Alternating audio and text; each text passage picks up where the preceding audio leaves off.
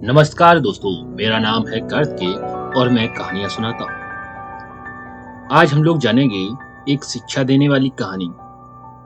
तो चलिए कहानी शुरू करते हैं। राजा नाम का एक लड़का बहुत दिन से सरकारी नौकरी की तैयारी कर रहा था।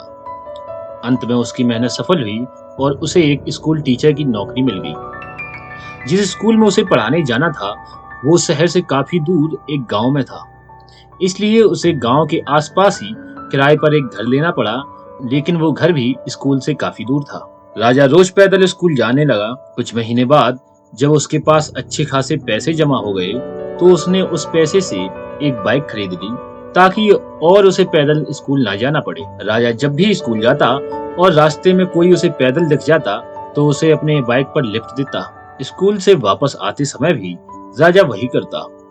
ऐसा एक भी दिन ना हो जिस दिन उसने किसी को अपनी बाइक पर बिठाए बिना स्कूल गया हो या फिर वापस अपना घर आया हो। उससे जितना हो सकता वो सबकी मदद करने की कोशिश करता।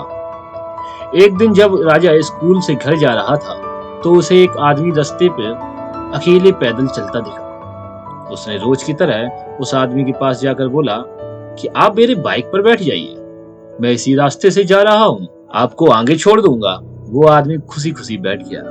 कुछ दूर चलते ही राजा को महसूस हुआ कि उसकी पीठ पर नुकीला कुछ चुभ रहा है। अचानक वो आदमी राजा से कहने लगा, गाड़ी साइड में लगाओ और पैदल घर जाओ। उस आदमी के पास एक बड़ा सा चाकू था। राजा डर गया और गाड़ी रास्ते की साइड में लगा दिया। फिर वो आदमी बाइक लेकर चला गया और राजा भी अपनी किस्मत को कोसते कोसते जाकर सो गया। राजा बहुत दुखी था और भगवान से बार बार ये कह रहा था कि मैंने तो सबकी मदद करना चाहा, फिर मेरे साथ ऐसा क्यों हुआ।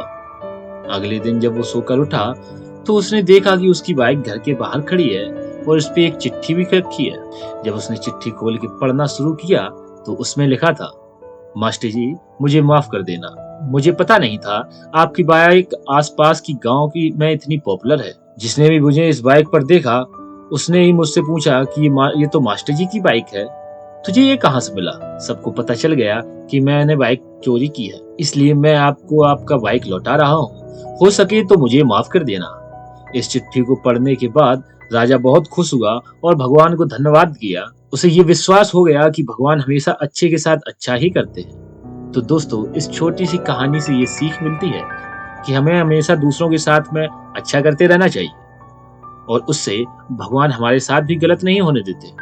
धन्यवाद।